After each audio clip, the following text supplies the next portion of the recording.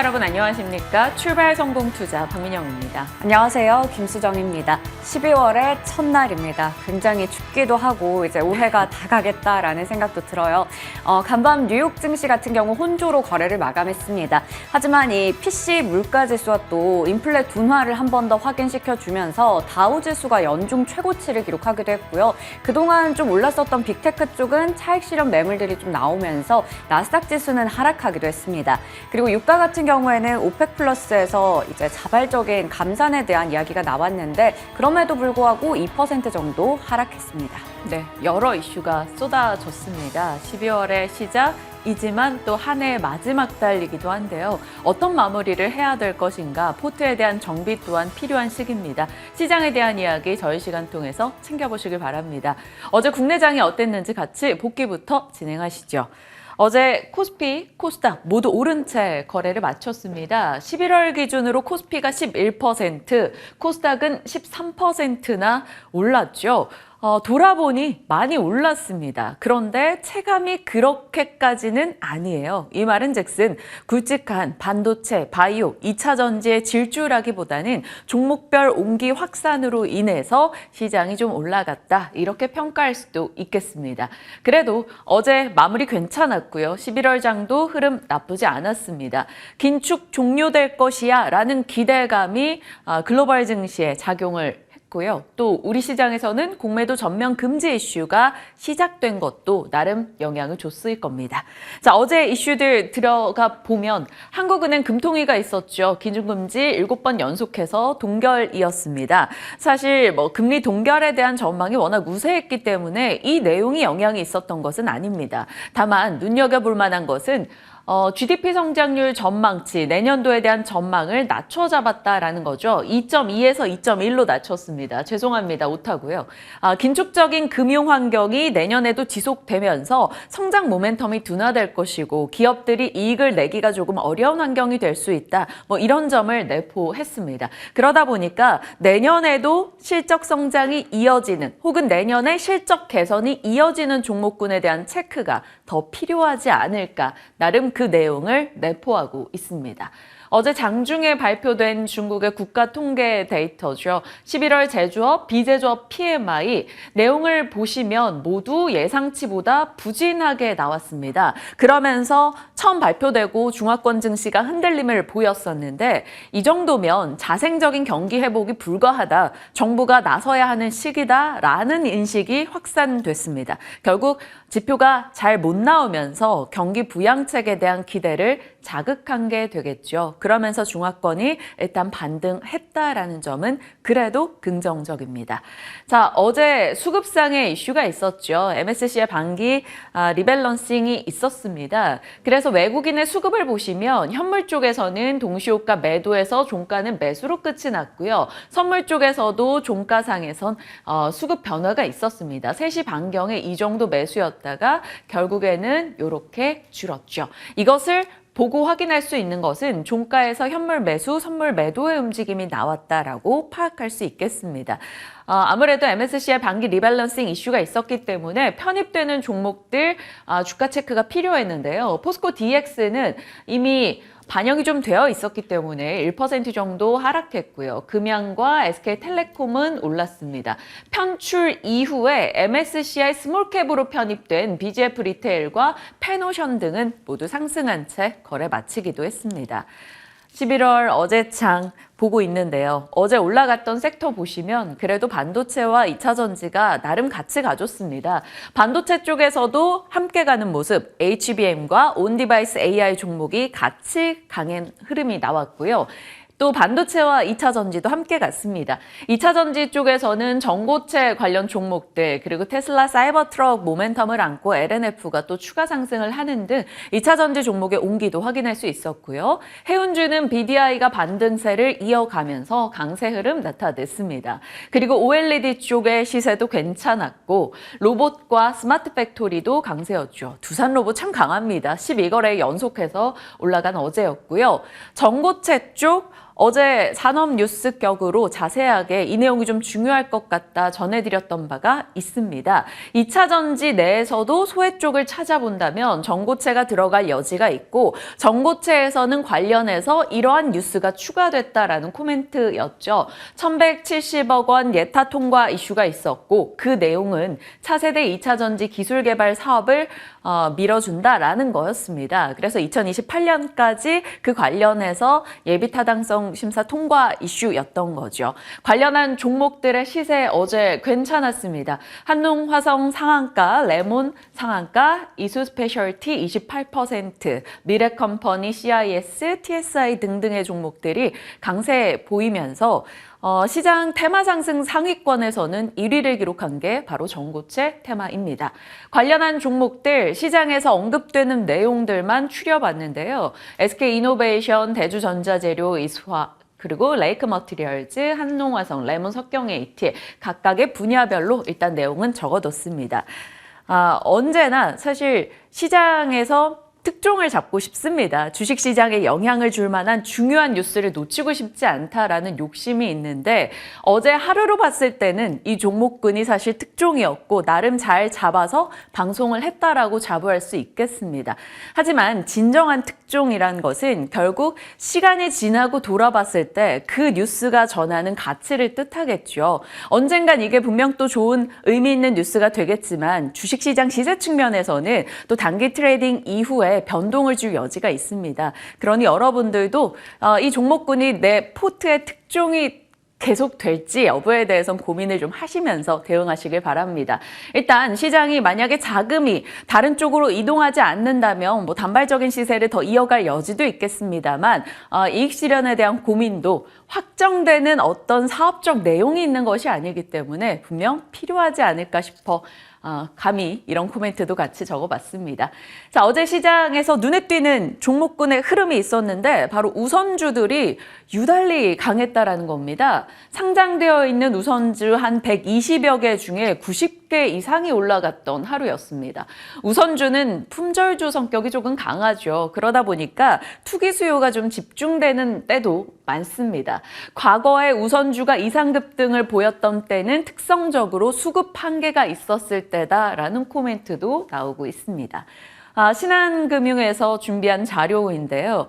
지금 시장은 다수 종목으로 수급이 확산되고는 있는데 새로운 자금이 유입되는 것이 아니고 기존에 들어와 있던 자금이 돌고 있다. 그래서 특종으로 쏠릴 때는 이쪽 걸 팔기 때문에 변동이 나온다라는 겁니다. 고객 예탁금이 계속해서 늘어나는 속도가 막 가파르지 않고 꽤 떨어진 상황에서 아주 느리게 올라오고 있다라는 거죠. 시장에 자금이 돌고 있지 않다 보니까 투기적 소유가 좀 있는 우선주 쪽으로 자금이 집중되고 있다라는 겁니다. 본주보다 우선주가 좀 더 각광받는 흐름이 나오는 건 시장에서 그렇게 시장의 형태와 질이 좋다라고 볼 수 없다라는 점 기억해 보시길 바랍니다.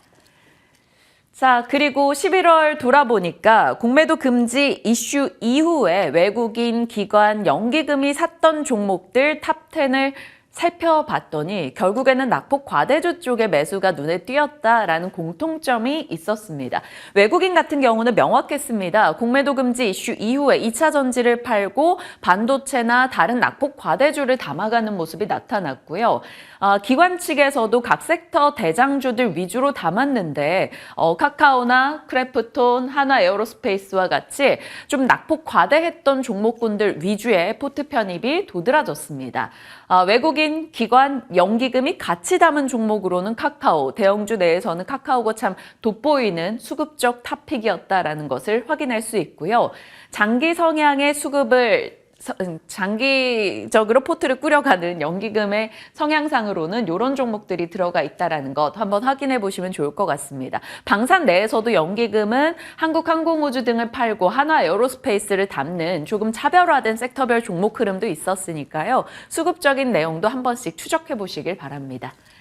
자, OLED 이야기 최근 들어서 자주 말씀을 드렸던 것 같아요. 11월 20일경에 아이패드의 OLED 탑재 이슈가 과거 아이폰 OLED 탑재 이슈처럼 꽤나 장기간 동안 나름의 모멘텀이 될 수 있다라는 점을 짚었습니다. 아이패드 같은 경우는 스마트폰들 대비해서 태블릿이 출하량은 떨어지다 보니까 어찌 보면 Q에서는 줄 수 있으나 아무래도 면적 부분이 추가되고 가격이 더 높다라는 점을 감안했을 때는 충분히 Q의 감소를 만회할 수 있다라고 이야기가 나왔었죠.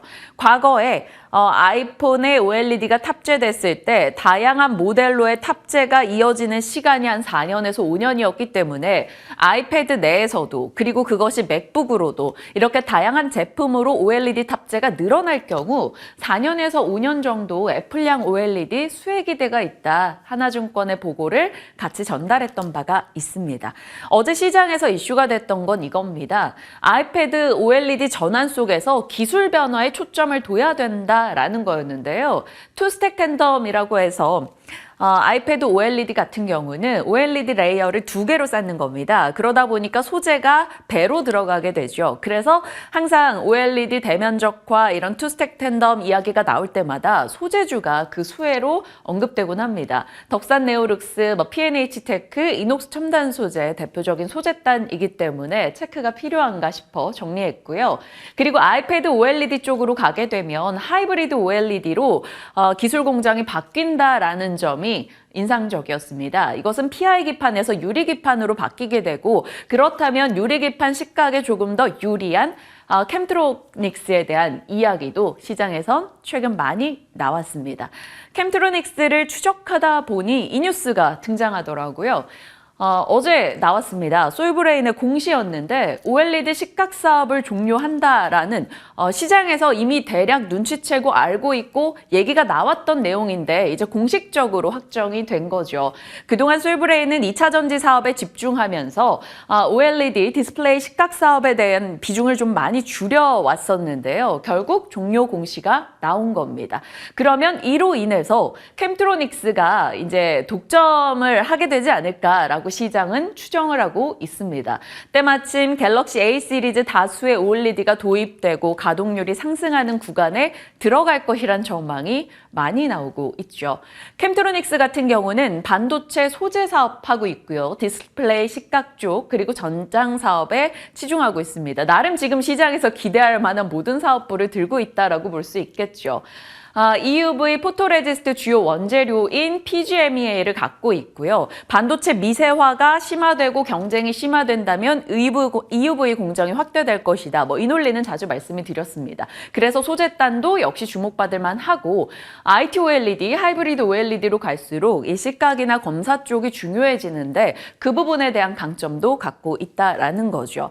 때마침 솔브레인의 이런 사업 종료 공시와 함께 또 OLED, 아이패드 이슈 맞물린 상황인데 좋은 타이밍이 될 수 있을지 궁금해집니다. 다만 최근 들어서 캠트로닉스 11월 달 주가 보시면 많이 올라왔습니다. 이미 어느 정도 이런 내용에 대한 기대를 담고 있었다라는 거죠. 좋은 내용이긴 하나 이게 세론으로 작용할지 살짝 고민도 되네요. 왜냐하면 연초 대비 주요 디스플레이 업체들 주가를 봤을 때 캠트로닉스는 그래도 다른 디스플레이사들보다는 올라와 있는 수준이기 때문입니다. 좋은 뉴스로 시장이 화답함이 올라줄지 아니면 세론이 될지는 지켜봐야 될 것 같습니다. 좋게 흘러갔으면 하는 바람이 더 큽니다.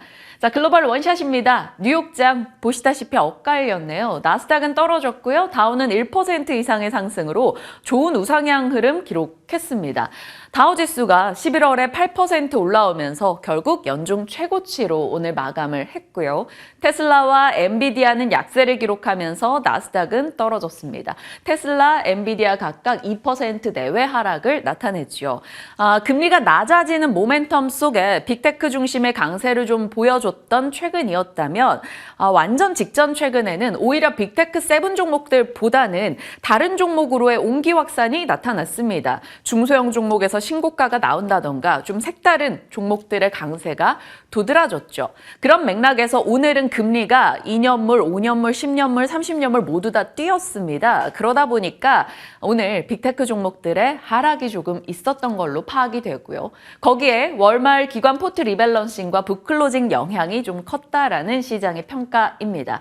앞서 오프닝에서 말씀 주셨다시피 10월 PCE는 전년 대비 3.5로 전망치에 부합하는 수준, 오늘 시장에 큰 영향을 주진 못했다라고 평가 가능합니다. 빅테크 약세가 중소형주 혹은 다른 종목의 신고가 증가로 이어지고 있는 최근이고요. 윌리엄스, 델리, 바킨, 보먼, 메스트. 그러니까 뉴욕 연은 총재부터 해서 캘리포니아, 리치먼드 연은 총재 등이 모두 다 금리 인하에 대한 기대를 조금 꺾어놓으려는 좀 강한 발언을 내놓긴 했습니다. 물론 이들이 금리 인상을 계속한다라는 뉘앙스는 아니었으나 이제 금리 인하 기대까지 가기는 이르다라는 입장을 내놓기도 했네요. 종목으로 봤을 때는 보잉이 아닙니다. 요건 빼주시죠. 우라늄으로 바꿔주셨으면 좋겠는데요. 우라늄 에너지, 우라늄 로열티, 카메코, 센트러스 같은 우라늄 관련한 종목들이 강세를 나타냈습니다. 우라늄 가격을 한번 체크를 해봤더니 올해 65% 정도 올라왔더라고요. 이들 우라늄주들이 모두 3에서 4% 시세 내면서 뉴욕에서는 테마 중으로는 가장 강하게 올랐던 오늘인데요. 우라늄 관련해서도 이슈가 있는지 원전 쪽을 자극하게 될 것인지 계속 체크해 보시길 바랍니다. 자, 세일즈포스가 오늘 10% 가까운 상승 나타냈습니다. 최근에 미국도 국내도 소프트웨어 쪽 종목들이 흐름 괜찮다라는 얘기를 자주 드렸었는데요. 실적으로 보여주네요. 클라우드 소프트웨어 업체로서 호실적을 기록했고 4분기 강력한 가이던스를 제시했습니다.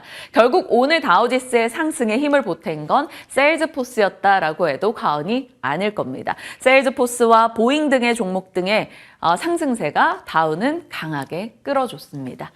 보시면 반도체 쪽 오늘 약했고요. 전기차도 전반적으로 테슬라와 함께 떨어졌습니다. 거기에 빅테크 업체들 보시다시피 하락이거나 보합을 겨우 유지한 수준이었죠. 이쪽이 하락하고 오히려 다른 쪽으로 옹기 확산이 되는 모습입니다. 헬스케어 쪽, 어제 보험 쪽이 많이 빠졌었는데 이쪽이 반등 나왔고요. 그리고 여기 보이는 게 세일즈포스입니다. 금융주들도 강세 흐름을 이어갔네요. 빅테크에서 다른 종목으로의 옹기 확산 정도로 시장 파악하시면 되겠습니다. 자, 뉴욕장이 반도체가 내렸습니다. 하지만 그럼에도 불구하고 반도체에 대한 시각은 언제든지 다시 반등을 줄 수 있고 내년도엔 좋아질 거야 라는 기대가 국내장 굉장히 강합니다. 그래서 또다시 반도체 살짝 정리하죠. 내년에도 AI와 반도체, AI가 반도체를 자극한다라는 거죠. AI, GPU, HBM, 그리고 후공정 외주화 움직임, DDR5, 거기에 온디바이스 AI, 어제 살폈던 멀티모달 AI, 이렇게 AI 영역이 확장되고 있죠. 이 모든 것들은 결국 메모리 반도체를 자극하고 있습니다. 메모리 반도체 성능이 올라가고 개수가 올라가면 갈수록 AI의 학습 능력이 올라가는 것을 확인받고 있는 시장이라는 거죠. 그래서 메모리 단도 기대가 크고 또 무엇보다 SK하이닉스 앞세운 HBM 쪽도 기대가 큰 시장이기 때문입니다. 어제 나온 이슈 중에 눈에 띄는 게 이겁니다. 트렌드포스에서 3분기 서버 D램 SK하이닉스가 삼성전자를 넘어 점유율 1위를 기록했다라는 소식이 들려왔습니다. 삼성전자가 35.2%로 점유율 2위였는데요. 결국 DDR5 성능 경쟁에서 SK하이닉스가 앞섰고 고객들의 마음을 잡았다라는 내용이 있었습니다. 서버 D램 데이터 센터의 고부가 가치 반도체로서 당분간은 SK하이닉스 하면 HBM으로 연결되기 때문에 관련한 종목들에 대한 체크도 필요하지 않을까라는 생각이 듭니다. 그리고 엔비디아가 신제품 주기를 단축한다라는 뉴스도 있었는데요. 결국 그렇다면 SK하이닉스, HBM도 더 많이, 더 자주 필요하다라는 게 되겠죠. HBM 관련주로는 우리 언제나 앞세우는 게 한미반도체인 거고요. 이오테크닉스, 프로텍, 레이저셀, PSK홀딩스, STI 등등이 거론됩니다. 이런 쪽에 대한 종목 관심도 거두기는 쉽지 않아 보입니다. 자, 클라우드 AI와 온디바이스 AI를 따로 보기도 하지만 사실은 결국 AI가 끌고 가는 시장이다라는 겁니다. 물론 클라우드 AI가 주목받을 때 온디바이스 AI가 좀 약하기도 했죠. 하지만 어제는 또 같이 가는 흐름이 나왔습니다. 자, 시장에서는 반도체 밸류체인으로는 AI 살펴봤을 때는 엣지 디바이스 쪽, 그리고 반도체 쪽, 반도체 서플라이 체인 내에서는 ARM, 혹은 EDA 설계 툴 쪽, 장비 부품 쪽 영역을 여러 분야로 확장할 여지가 있겠습니다.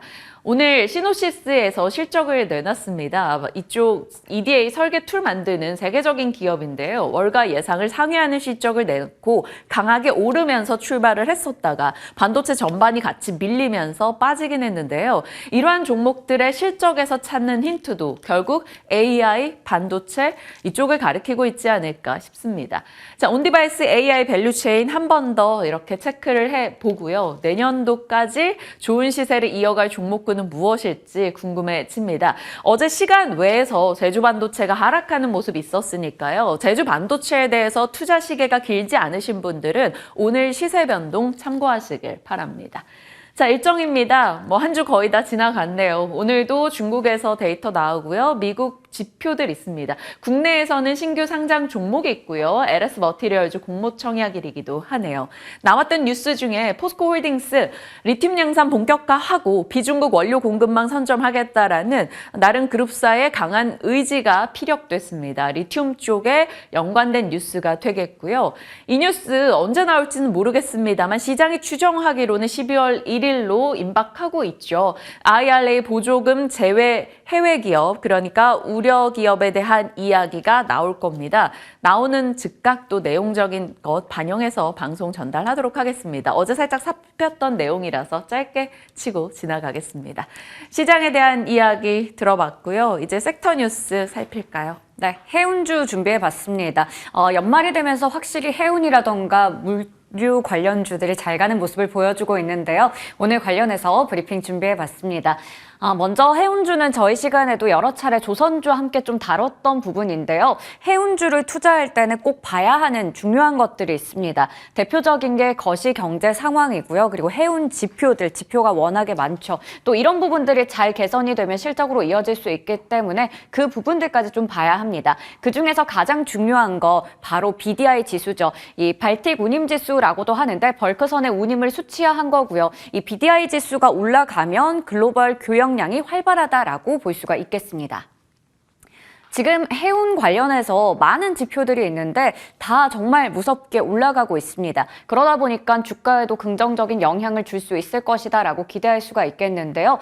한국투자증권의 보고서를 좀 참고해봤어요. 첫 번째로 BDI 같은 경우에는 예상과 달리 기대 이상의 급등세를 나타내고 있습니다. 연중으로 봤을 때 최고치를 경신한 상황인데요. 4분기 BDI는 3분기 대비해서 뭔가 다르게 가고 있다라는 거죠. 정반대로 잘 가고 있다라는 건데 이걸 계절적인 시기까지 좀 감안해 본다면 한창 물류 대란 수혜가 있었던 2021년 수준까지 거의 육박했다라고 볼 수가 있겠습니다. 일주일 사이에 벌써 50%가 넘게 올라가면서 작년 5월 이후에 최고치를 기록하기도 했고요. 이 12월에 선물 운임 같은 경우에는 더 높기 때문에 앞으로도 BDI는 3천까지 더 올라갈 것이다라는 기대감도 나오고 있습니다. 두 번째로 11월은 비수기입니다. 그럼에도 불구하고 이 K퍼선의 시황도 큰 폭으로 상승했다라는 게 또 그래프를 통해서 확인이 되는데요. 확실히 지금 중국 쪽에서의 연이은 경기 부양책의 효과를 받아가고 있는 상황입니다. 중국의 항만 철광석의 재고도 2016년 이래 최저치를 기록하고 있기 때문에 올해가 이제 한 달밖에 남지 않은 상황에서는 조강 생산량의 규제에 대한 우려보다는 부동산 경기 반등에 대한 기대감이 더 크게 작용하고 있는 상황입니다. 지금 보시는 것처럼 철광석 역시 완만하게 회복세 나타내고 있고요. 수요도 바닥을 지났다라는 것들이 확인되고 있습니다. 자, 이제 네 번째입니다. 파나마 운하의 병목 현상이 좀 장기화되고 있습니다. 선박 공급이 부족한 현상도 같이 이어지고 있는데요. 이 파나마 운하를 통과할 수 있는 최대 규모의 선박을 파나막스라고 하는데 역시나 대서양의 공급 부족으로 인해서 운임이 급등하고 있는 모습 그래프 통해서 체크가 가능하고요. 파나마 운하의 병목이 장기화되다 보니까 이 항만이 혼잡한 그러한 또 부분들을 알 수 있는 지수도 9월에 바닥을 찍고 지속적으로 상승하고 있습니다. 앞서 얘기 드렸듯이 연말을 앞두고 있는 상황에서 재고가 쌓이고 있기 때문에 공급 부족은 앞으로도 지속될 것이다라는 게 전체적인 거시경제 상황이 되겠습니다. 연말은 확실히 연말이니까 쇼핑에 대한 그 수요도 많아지겠죠. 23일에 추수감사절 있었고 24일 블랙 프라이데이, 27일 사이버 먼데이까지 5일 동안 쇼핑에 대해서 정말 황금 연휴가 있었는데 이 오프라인 쇼핑부터 해서 웹을 검색하는 인원들까지 봤을 때 총 2억 명이 넘었다라고 합니다. 그러다 보니까 쇼핑 수요도 많아지고 특히 최근에는 해외 직구도 많이 하니까 이렇게 택배가 정말 많이 쌓이게 되죠. 블랙 프라이데이 온라인 매출 같은 경우 전년 동기 대비해서 7%가 넘게 늘어났습니다. 물론 인플레를 감안해서 본다면 예전만 하지 못한 상황이긴 합니다. 실질 소비량이요. 하지만 걱정 대비해서는 좀 양호했고 이렇게 소비 경기가 양호하다 보면 물동량이 같이 늘어날 수 있다라고 기대할 수가 있겠습니다. 특히 이 택배 같은 경우에 물동량을 옮기는 방법은 여러 가지가 있는데 항공도 있고 화물도 있겠죠. 근데 항공 같은 경우에는 워낙에 비싸다 보니까 화물 대비해서 비싸니까 화물 쪽에서의 그 비중이 더 커질 것이다라는 기대감도 있는 상황입니다. 경기 반등의 신호가 이렇게 포착이 되다 보니까 해운과 물류 관련주들이 강세를 나타내고 있는데요. 어제 장에서 해운주들 다 같이 올라갔고 물류 관련주들도 올랐습니다. STX 그린로지스, 흥하해운, 대한해운 등등 크게 올랐고 물류 쪽에서 한진이나 CJ 대한통운 잘 갔는데요. 11월 들어서 이들의 분위기도 마찬가지로 좋습니다. 앞에서 체크해봤던 정말 많은 지표들 확인해봤듯이 그 부분들이 영향을 준 거고요. 물류주 중에서 CJ 대한통운의 주가를 좀 보고 싶어서 이렇게 그래프 준비해 봤는데 굉장히 많이 올랐어요. 언제 이렇게 많이 올랐나 싶을 정도로 11월 들어서만 33%가 넘는 모습 최고치까지 경신하고 있는 상황입니다. 주요 해운주들의 주가는 그러면 좀 어떻게 됐을까요? HMM, 펜오션 그리고 대한해운까지 좀 준비를 해봤는데요.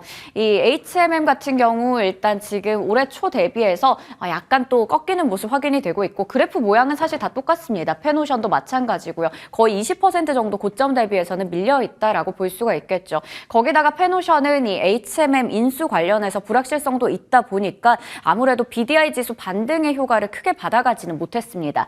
지금 증권가에서는 그래도 앞으로 이쪽에 대해서 트레이딩 관점에서는 볼만하다라는 얘기하고 있고요. 이들 외에도 대한주로 대한해운도 얘기를 하고 있는 상황입니다. 일단 그래프 흐름이 다 똑같은 게 연초 대비해서 쭉 내려왔다가 최근 들어서 고개를 들고 있는 모습 확인해 봤습니다. 앞서 얘기 드렸듯이 BDI 지수 이 검정색 그래프로 이렇게 올라가는 모습이 확인되는데 펜오션 같은 경우에는 이 시황의 개선을 반영하지 못한 상황이었어요. 하지만 HMM 인수 전에 이제 끝이 보이는 상황이고 새 주인의 발표가 임박했습니다. 이미 시장에서는 할인그룹 컨소시엄이 HMM을 인수할 가능성이 높다라고 분석을 하고 있는데요. 이쪽의 주력 계열사가 펜오션입니다. 그렇기 때문에 어제 이 펜오션의 매수세가 많이 몰렸고요. 주가는 장중에 10% 정도 급등이 나왔습니다. 물론 이제 오름폭을 줄여가면서 한 3% 정도 상승해서 마감이 됐고요. 하림지주도 상승했고 또 다른 이제 인수 관련된 기업인 동원 쪽도 역시나 소폭의 상승으로 거래 마쳤습니다. 시장에서는 이러한 이야기가 있어요. HMM, 펜오션이 이제 서로 펜오션 쪽에서 인수를 하면서 시너지 효과를 낼 수 있다라는 기대감도 있지만 또 다른 또 재무적인 부담도 우려는 된다라는 이야기도 나오고 있습니다. 이 이슈가 향후에 펜오션의 주가에 어떤 영향을 미칠지까지 전략 잠시 후에 챙겨보겠고요. 증권가에서는 앞서 봤던 지표들이 물론 긍정적인 분위기를 조성하고 있지만 해운주들이 보릿고개를 지나려면 아직까지는 시간이 좀 걸린다라는 얘기를 내놓고 있어요. 컨테이너 업황은 내년 수급이 올해 대비해서 큰 차이는 없어서 시장의 하방 압력은 계속 이어질 것이다라고 보고 있고 건화물의 업황도 연말의 랠리 이후에 내년에 있을 이제 춘절 전후로 해서 시황이 좀 중요한데 수급의 부담은 앞으로도 계속 이어질 가능성이 있다라는 얘기를 하고 있습니다. 그렇기 때문에 컨테이너 물동량이 완연히 반등하긴 해도 운임이 크게 반등하지는 못할 것이고 결국에 가장 문제가 되는 거 중요한 건 공급이다. 내년 상반기까지 운임의 급반등은 요원해 보인다라는 이야기를 하고 있습니다. 그래서 단기적인 트레이딩 관점에서 해운주를 봐야 하는 것인지 여기에 물류주까지 같이 해서 전략 잠시 후에 챙겨보도록 하겠습니다. 해운 그리고 물류 쪽 종목들에 대한 전략도 담아서 시장 얘기 풀어가겠습니다. 지금부터 함께 하시죠.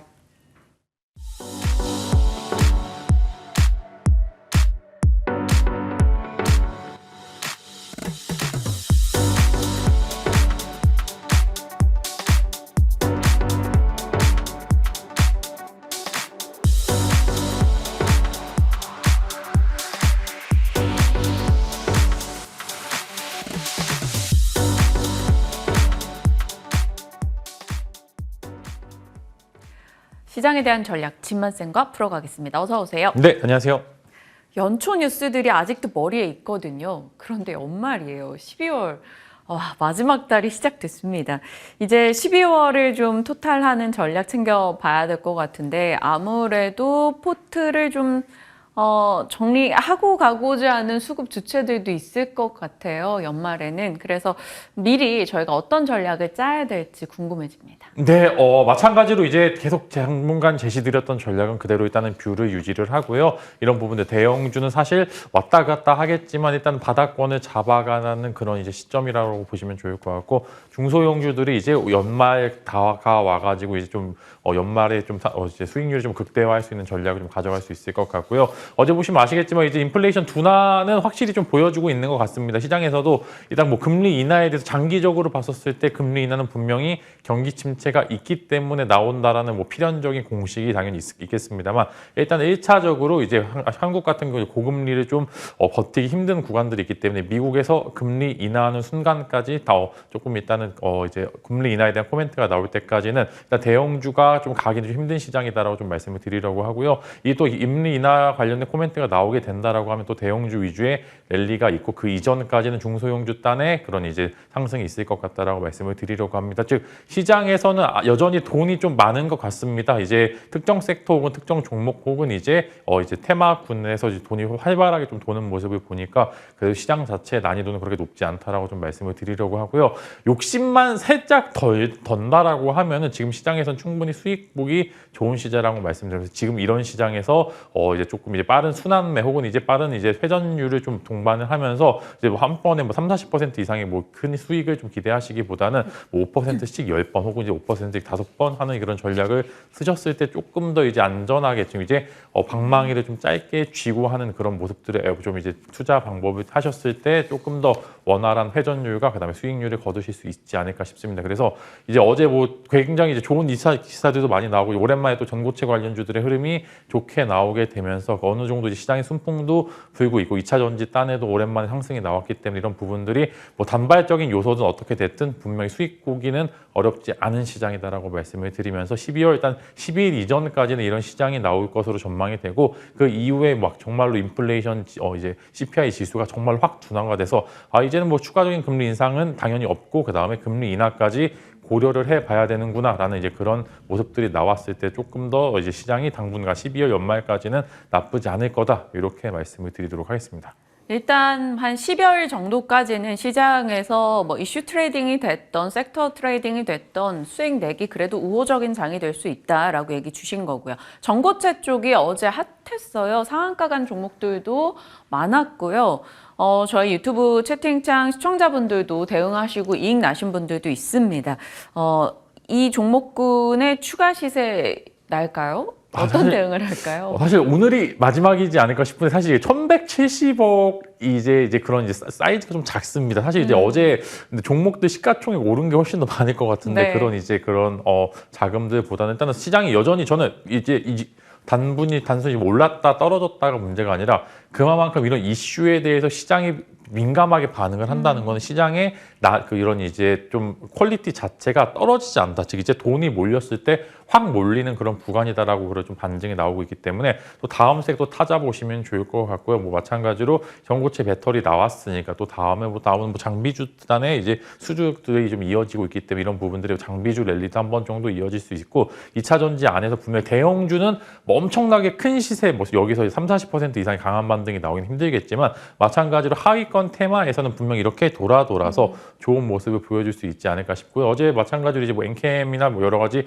전해질 전해액 관련주들의 흐름이 좋게 나오기 때문에 저는 일단은 우선적으로는 뭐 이제 전해질이나 전해액 관련주들의 흐름을 조금 더 우선적으로 다음 테마로 지목을 하게 되면서 이후에 있을 순환매 분명 여러분들도 한 번 정도의 기회가 있을 것으로 전망이 됩니다. 그래서 그 기회를 잘 잡으시길 바라겠습니다. 네. 좋습니다. 이제 해운과 물류 쪽으로 가겠습니다. 뭐 해운주도 해상 운임이 반등세를 이어오고 있고 또 물동량도 늘어나고 있다라는 점에서 관심을 좀 받고 있는 상황인데요. 어제 페노션 같은 경우는 MSCI 스몰캡 지수 편입 이슈 등도 좀 영향이 있었을 겁니다. MSCI 리밸런싱 관련한 이슈에 영향도 있었을 거예요. 이제 해운주에 대한 시각도 궁금하고 앞서 수정 앵커 짚어줬던 물류 쪽에 대한 종목도 볼 만한 게 있을지요. 네, 일단 뭐 해운 쪽 말씀을 드리면 뭐 블랙 프라이데이 효과 혹은 이제 뭐 파나마 이제 병목 현상 관련된 이슈가 동반이 되면서 뭐 여러 가지 이슈들이 한 번에 좀 긍정의 코멘트가 나오게 되면서 일단 상승이 나오게 됐고요.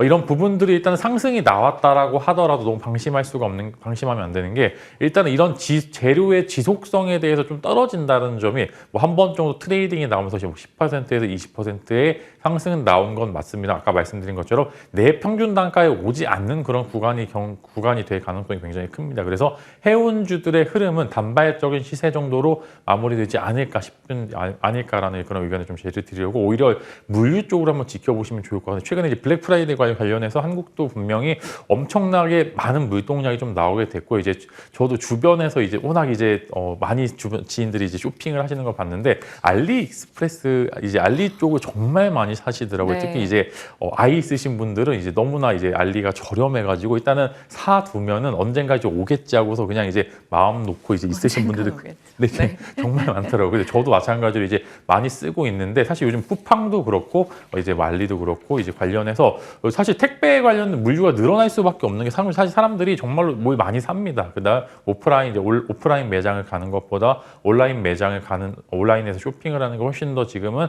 당연한 이제 이슈로 좀 받아들이기 때문에 이런 물동량 증가가 이미 파이가 늘어나 있는 종목도 예전에 사실 뭐 어느 정도 인수가 마무리가 돼서 이제 수익권으로 전환되는 시점이기 때문에 물류 관련주들의 흐름을 좀 좋게 보면서 이제 물류 관련 센터 갖고 있는 여러 가지 기업들 아까 수정 앵커가 말씀드린 것처럼 조용조용히 많이 올랐던 CJ 대한통운 같은 경우도 정말로 이제 추가적인 놀랍더라고요. 정말 많이 올랐습니다. 그래서 사실 근데 아무도 몰랐을 겁니다. 보유하고 계신 분들 제외하고는 CJ 대한통운이 이렇게 많이 올랐나라고 하신 거 인지하고 계신 분들 거의 없으실 것 같은데 저는 여기서 추가적인 시세가 더 나올 것으로 전망이 됩니다. 그래서 저는 이제 해운 쪽으로는 저는 시세는 단기적으로 마무리가 될 것으로 전망이 되지만 유통 관련된 관련주들의 흐름은 적어도 내년 정도까지는 좋은 흐름이 나오지 않을까. 여기서 살짝 조정이 나온다 하더라도 지금 자리가 그렇게 비싼 자리는 아니다라고 좀 생각이 됩니다. 이제 기술적인 부분들을 제외하고 이제 순수하게 밸류 평가만 한다 하더라도 이제 CJ 대한통운이나 한진 같은 기업 같은 경우는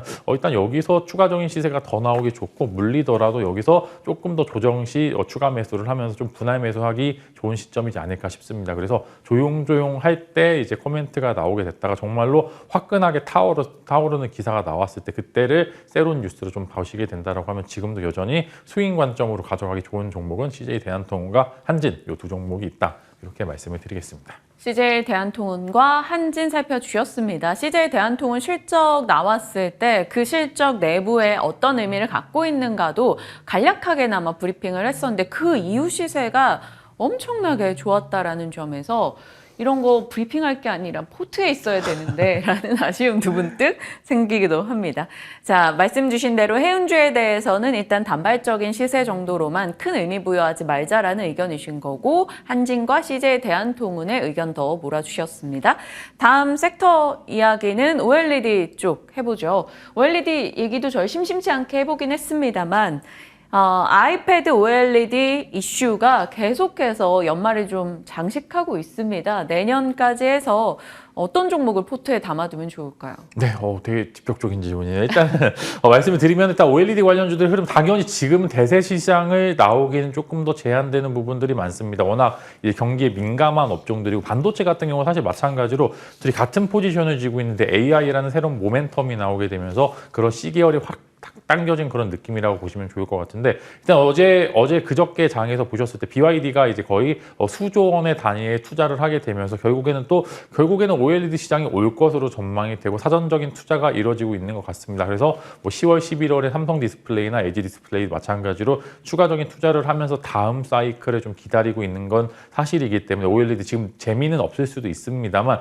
그럼에도 다시 한번 사이클 산업이라는 결국에 돌아서 올 것이다라는 그런 이제 희망을 갖고 여러분들이 투자해 보시면 좋을 것 같고요. 이제는 뭐 8세대 OLED라고 많이 합니다. 이제 8세대 OLED 쪽에 많이 투자가 집행이 되고 있는 부분들이 많기 때문에 그쪽 부분 관련주들만 흐름을 좀 지켜보시면 좋을 것 같고요. 뭐 소재나 뭐 여러 가지 장비들도 많겠지만 일단은 뭐 순수하게 이제 투자가 집행이 되는 8세대 OLED 관련주들에 집중을 해보자라고 말씀을 드리면서 저는 일단은 삼성 디스플레이 관련주들을 먼저 우선적으로 지켜보려고 합니다. 삼성 디스플레이가 상장이 되어 있다라고 하면은 그냥 이쪽 사세요라고 편하게 말씀을 드릴 수 있겠지만 지금은 뭐 비상장 회사이기 때문에 관련해서 일단은 관련 밴드사를 좀 지켜볼 수밖에 없는 게 사실이고 관련해서 저는 일단은 FNS테크 이제 라인라는 이제 종목을 좀 여러분들께 관심주로 말씀을 드리려고 하는데 일단 시각 장비 관련주들로 편입이 되어 있고 삼성 디스플레이의 주요 밴드사 중에 하나이기 때문에 만약에 OLED 종목들이 흐름이 나오게 된다라고 하면 이쪽 분에서 수급이 많이 종반이 될 것 같습니다. 그래서 관련해서 FNS테크 여러분들 관심 가져보시면 좋을 것 같고 장기 박스권 안에서 돌파가 한 번 정도 있을 것으로 전망이 되기 때문에 한번 관심 가져보시면 좋겠습니다. 네. 캠트로닉스는 어떻게 생각하세요? 아, 그거 요즘 질문 많이 받았는데 정말 좋은 기업인 것 같습니다. 뭐 증설도 잘하고 있고 관련해서 정말로 여러 가지 모멘텀 같이 갖고 있는 것도 사실인데 사실 저는 여기서 둘 중에 무슨 종목 갖고 올까 되게 고민을 많이 했는데 일단은 캠트로닉스 같은 경우 2차 전지 쪽으로 많이 분류가 되고 있는 게 사실이기 때문에 일단은 OLED 관련주로 순수하게 OLED 관련주로 편입이 되려면은 FNS테크가 맞는 것 같고 전반적으로 봤었을 때 이제 캠트로닉스 정말 좋은 회사 중에 하나다 이렇게 말씀을 드리려고 합니다. OLED 쪽에 좀 더 초점을 맞춰본다면 말씀 주신 픽 종목 그리고 전체적으로 캠트로닉스를 평가할 경우에도 좋은 종목이다라는 점으로 정리할게요. 진만 스픽 가겠습니다. 원전 힘 모았다. 단기 시세 한 번 더.